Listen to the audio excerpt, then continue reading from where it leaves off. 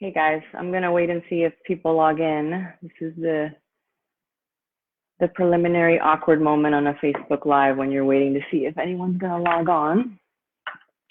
I'll give it a few minutes. Oh, there's Tanya.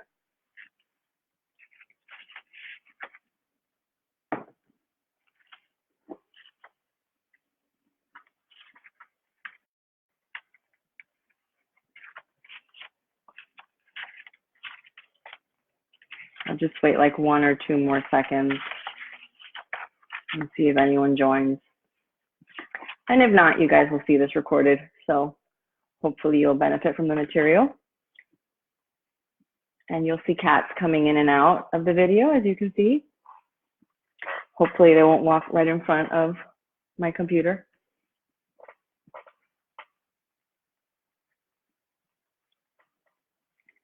I'm hoping that everyone's getting ready for a great weekend. Seems like it's been a long week, at least for me, it feels like it has been.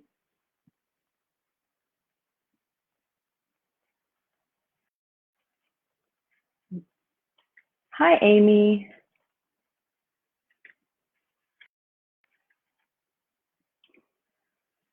All right, guys, I'm just gonna dive in. People will just trickle in, I guess, as they do, or if not, you'll see it recorded. I don't want you guys to have to wait, those of you that are gonna watch it recorded.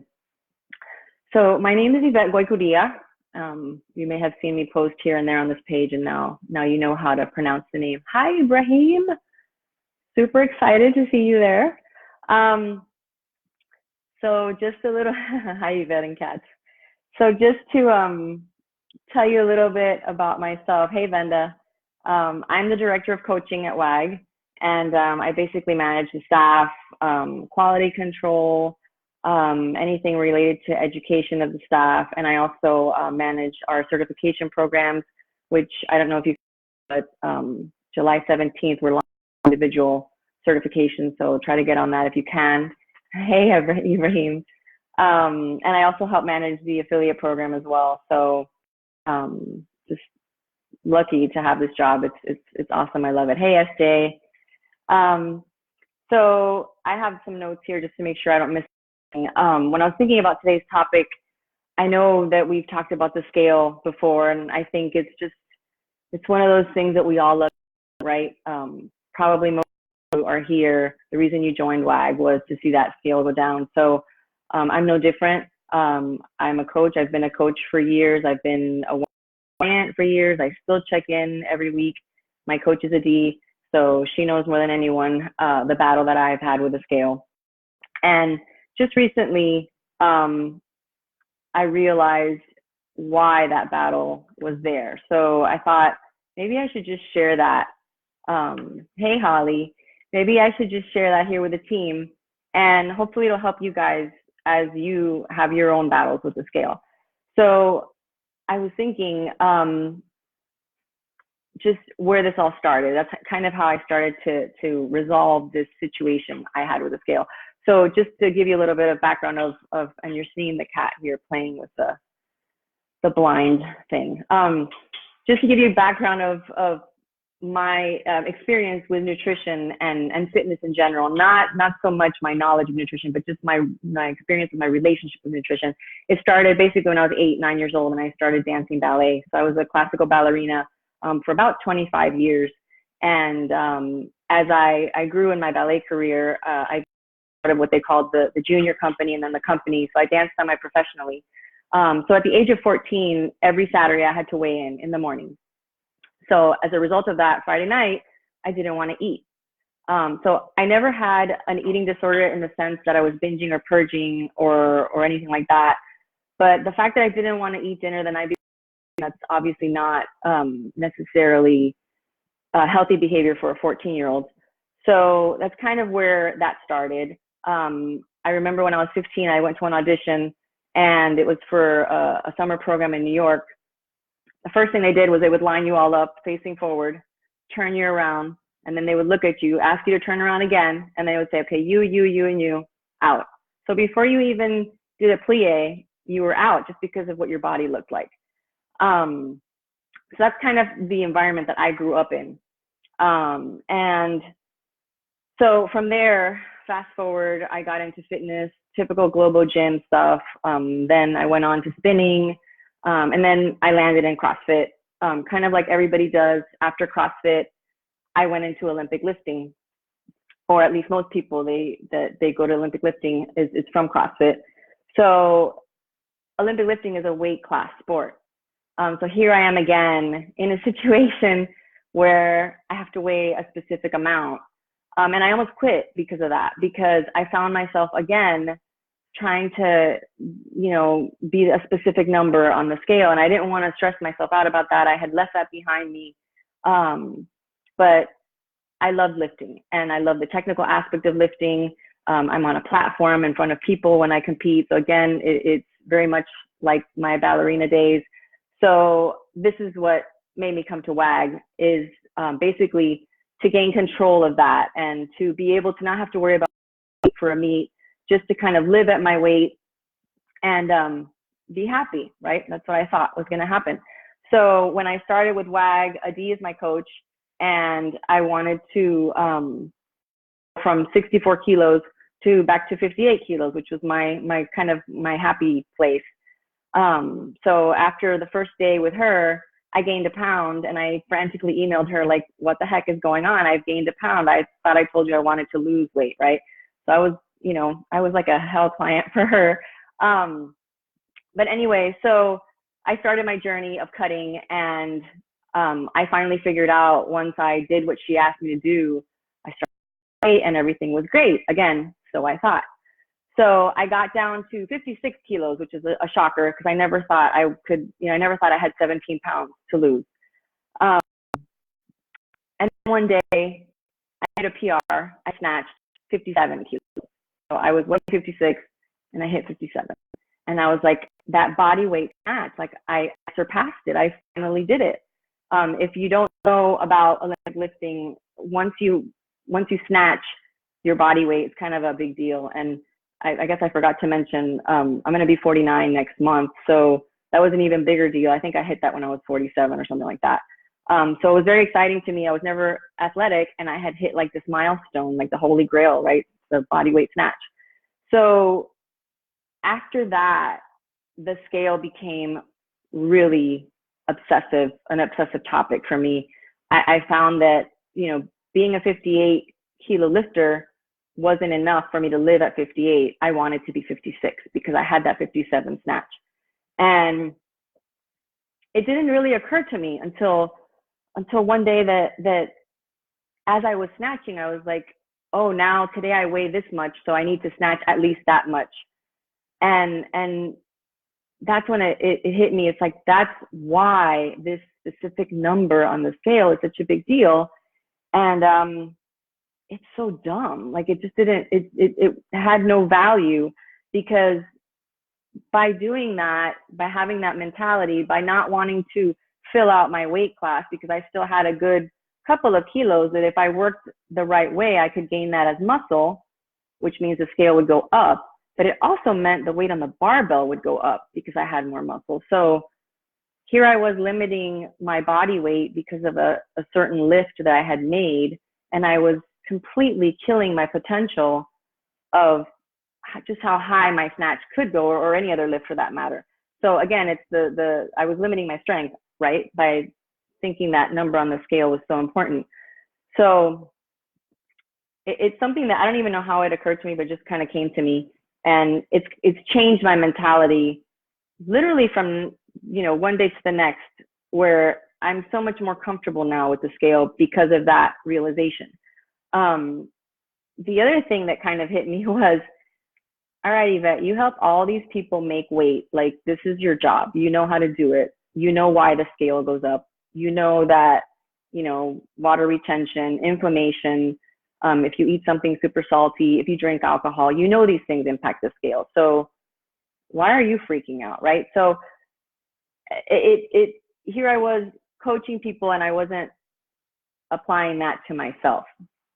The reason this company has its name is because everything that, the scale measures everything that works against gravity. So when you think of that, obviously it's, fat, or fancy name is adipose tissue. You have your lean muscle, any water in your body, inflammation. So if you have a heavy squat day, your body's inflamed, and the next day you're going to weigh a little more. I have another tip for you. If you gain muscle, your bones actually get denser, like they're a little heavier. So that's going to add weight to the scale.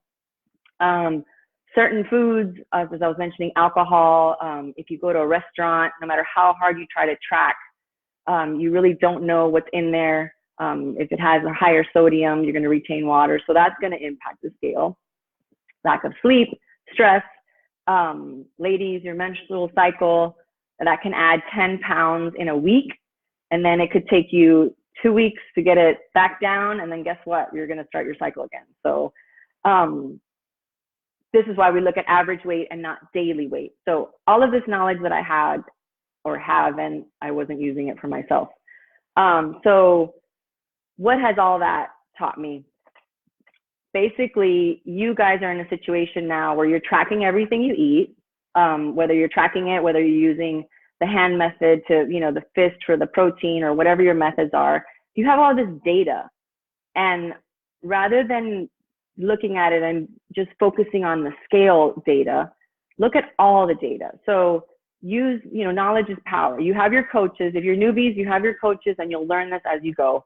But as you continue on the process, you're gaining all this knowledge. So use that knowledge, use the data.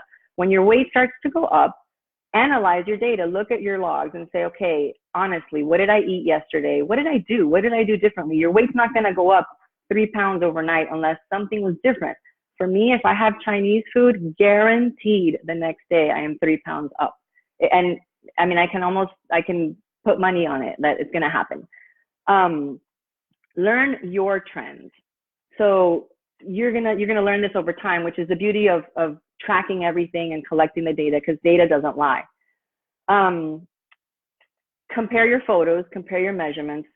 When that scale isn't budging, your photos and your measurements are your best friend, or if they're not your best friend, they're going to tell you the truth. You're going to really see what's going on. So use that information. Go back to your beginning photos. That's always very eye-opening when I work with my clients and they're upset about the scale, and we go back to their starting photos. They're like, whoa. And I think I saw a post in the group today of a looking at her back, and she was singing, "My back is getting flat," or something like that.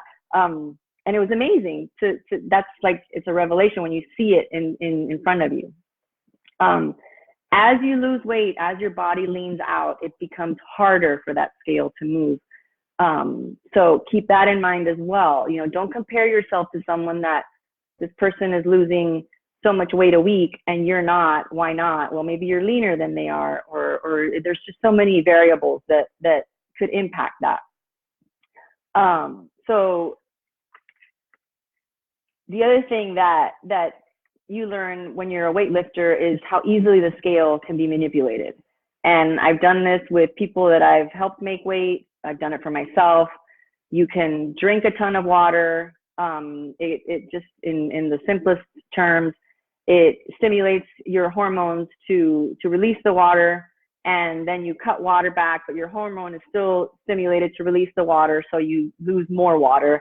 And voila, in 5 days, you've lost 6-7 pounds. What's the point, right? Is that really fat loss? No, it's not fat loss, because scientifically the body cannot lose that much fat.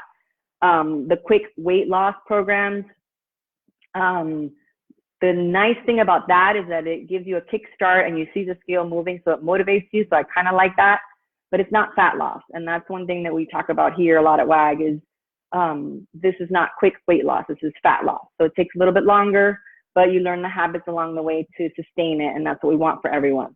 So again, going back to that the scale can be manipulated. If you know that, then that should help you navigate the scale a little better. So kind of what I want you to take from this, and I'll read through some of the comments that I'm seeing if anybody has any questions, but what I want you to take from this is just a couple of tips. So do some soul searching. When you have that number on the scale, so when I started CrossFit, I think I weighed like 115 pounds. And I told the CrossFit coach, I do not want to get higher than 120. Why? Like, where did I come up with that number, right? I had very little muscle mass at the time. I've never had a weight problem, so I'm thankful for that. But I didn't have the muscle mass that I have now. And so back then I was like, I only want to be 120. Why? What is this 120? Who cares, right? What matters is that you feel good about yourself, that you feel good in your skin. And my point is that now I weigh more than 20 and I'm stronger and I'm healthier and I'm happier this way. So don't limit yourself by something so abstract as a number on the scale. Do some soul searching, figure out how you came up with that number, right? I learned why I came up with my number. Some people will relate back to, oh, when I weighed this much, I was happier. Or why were you happier? Was it really the number on the scale? Was it maybe your relationships? Was it maybe your job situation? That's one thing that through my check-in process, Adi is very good about reminding me whenever I say, oh, things are going so great and I'm so happy, write it down. What is it in your life right now why is everything going so well? Because when the poop hits the fan, you want to go back to that journal and say, this is what was going on when I was super happy. And so how can you recreate that or compare to what's wrong now in your life or what's not working as well? Detach from the scale. That's the whole point here. So again, the soul searching to figure out why that number was so important to you. The second tip I have is what I was talking about before, use your data. You have all this data in front of you. You have all this data in Seismic. We have all these graphs and charts and stuff. And if you don't know how to go through that, look at the tutorials in our video series. Ask your coach. Do the side-to-side comparisons. That's always my favorite. So when the scale seems stuck, definitely use your data as it's the biggest telltale sign of what's going on. Be honest with yourself. Think about what you ate the night before. Did you drink? Even if you track the alcohol, the reason to track the alcohol is to control the calorie intake so that over time you will make progress. Doesn't mean the next day because you tracked the alcohol that the scale's not going to go up. And sometimes the scale goes down with the alcohol. You don't know because of the dehydration. So use your data, find a balance. It's not about the number on the scale. It's not about how you even look. That's not what defines you. What defines you is what's inside your character, your ethic. That's what defines you, right? That's what people remember about you. Don't let the rest of it is just extra noise. And the society we're in, it's so focused on how you look and how thin you are or how whatever. So try to kind of focus on those other areas and find fulfillment in that. And it's also super helpful in kind of detaching yourself a little bit from the scale. Finally, the scale is a marker of progress that we use a lot at WAG. You don't have to weigh yourself. You can talk to your coach if you're having serious issues with it. Talk to your coach. Maybe you weigh yourself 3 or 4 times a week instead of every day. That's okay. Obviously, the coach works better with that data because it's information that they use. But something that you feel is just totally messing with your head, then just ask your coach. Say, hey, I need a break from weighing in. I know when I eat something that I know, like that Chinese food I was talking about, sometimes I just don't weigh in the next morning. Or what I do sometimes is play a game and think, what am I going to weigh tomorrow? And I usually try to guess, and it's pretty spot on most of the time because I know my body so well after so many years of tracking and all the data I've had. So it's kind of what I wanted to hear and talk about. I don't know if anybody has any questions at all. But the scale doesn't have to be your enemy. Holly Owens, I was seeing your emoji. That's funny. So that's pretty much it, guys. If you have any questions about any of those comments on here, don't be afraid to open up and talk to your coaches about how you feel about this type of stuff because they're here for you. And that's it. I hope you guys have a wonderful weekend. And that's all. Just have fun. Bye.